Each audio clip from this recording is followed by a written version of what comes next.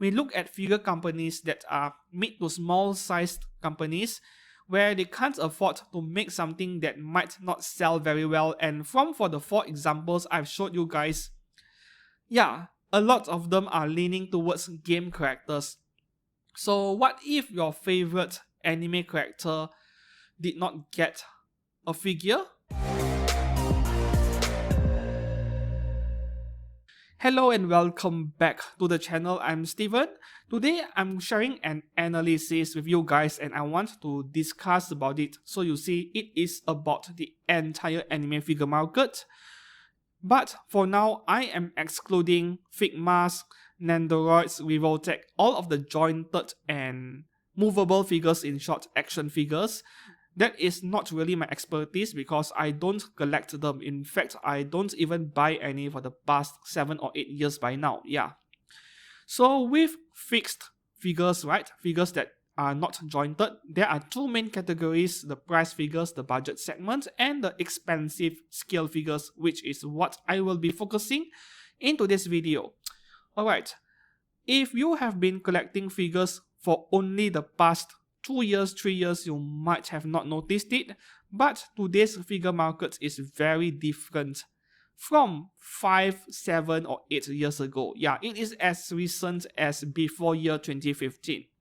And this is something I noticed for the past few figure events, Wonder Festival or Mega Hobby Expo. Yeah, these figure revelation, figure announcement events, I noticed a very similar pattern which I would like to share with you guys, and I want you guys to let me know what you think about this change in the figure market. In the past few Wonder Festivals, in fact, I have noticed that every figure company, almost every single one of them, will focus on characters that originate from games, right? Not anime, not manga, not light novels either, games. Which is very interesting when you think about it, because back then, before year 2015, every figure company, they were rushing out figures, skill figures that come from the latest, hottest anime of the season. Seasonal anime. For example, I can't remember which year is, but when Danmachi Season 1 aired on televisions in Japan, every single company rushed out their own versions of Hestia. And within the first year or two, we had 16 different Hestia scale figures. The same thing happened to Infinite Stratos, where a lot of figure companies, including Max Factory, they rushed out figures when the anime aired. If there is a similarity between Danmachi and Infinite Stratos figures, it is their value, which went all the way to the bargain bin after the anime finished airing. From 15,000 yen, the figure went on sale for 9,000 yen or so, and still nobody wanted to buy it. And that is brand new pricing, not used. So you see, the problem with seasonal anime is once people are done with them, they will also dump their seasonal waifus and then they move on to the next one in the next season, the newest, hottest anime. What's in the past, they have forgotten everything. And people also lose interest, you see. They place a pre-order on a figure and then they wait 9 months or a year for it. By then, everyone had already forgotten about the character or no longer care, they lost interest. They cancel their pre-orders and so on, and there are so many leftover stock which resulted in a bargain bin. It is all a matter of supply and demand.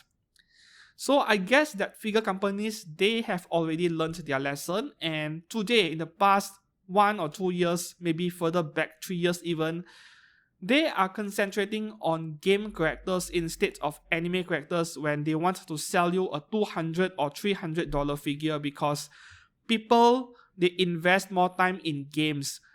Most people, they play their favorite games at least once or twice a week, maybe even more often than that.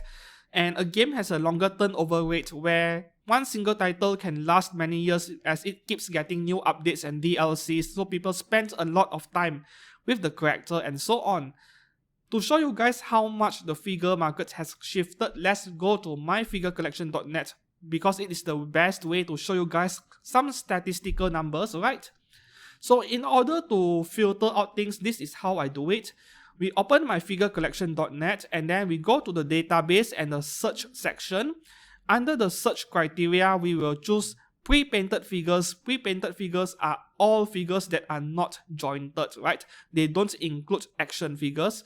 So we select the criteria pre-painted, and then we go for each company and we filter the release date. For a start, we go for the company Alter and we filter it down to all figures releasing in year 2022. So there are 32 scale figures, of which 22 of them are from games.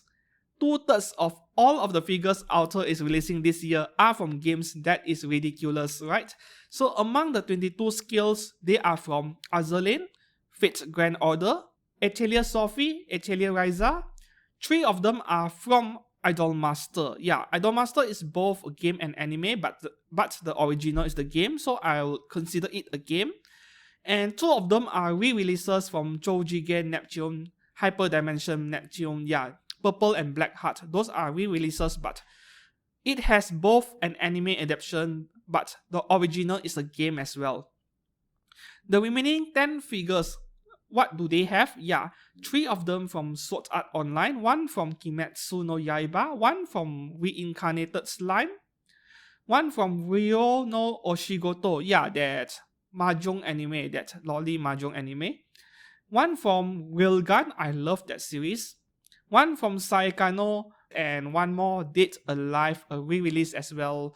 Yeah, so the anime figures they are releasing, right, they are all very popular anime that either had multiple seasons or more than that, they are highly popular stuff. So as you can see, Alter is ignoring all of the seasonal anime stuff. In fact, most figure companies are doing so.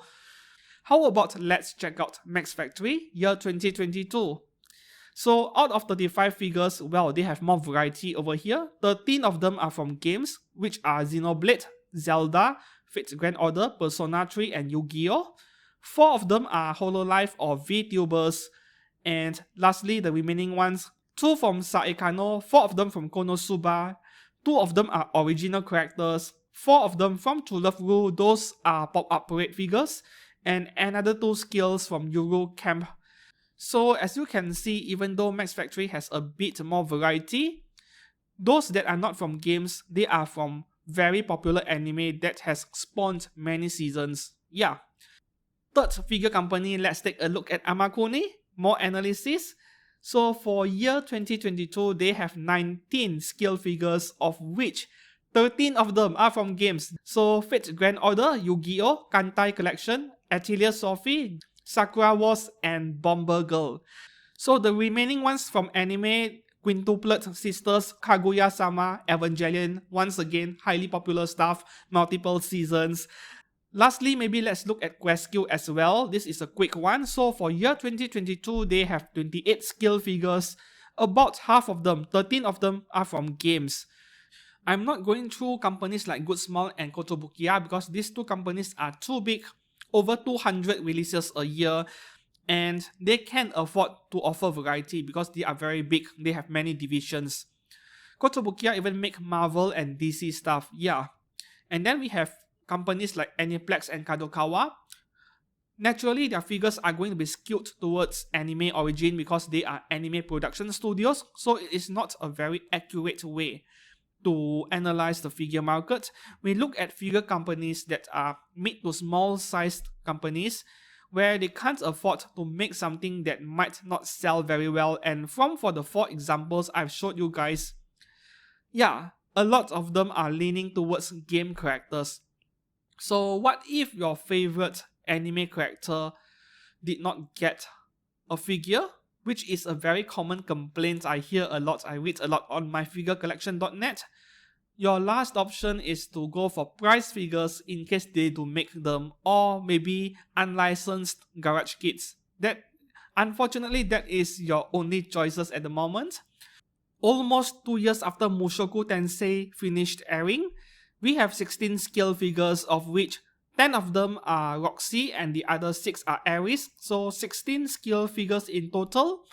Just like Danmachi, which had 16 Hestia figures after it finished airing. So you see, an anime really needs to be so successful to the extent that it is at Sword Art Online level, or even Mushoku Tensei level in order to get consideration from the figure manufacturers to make products of it.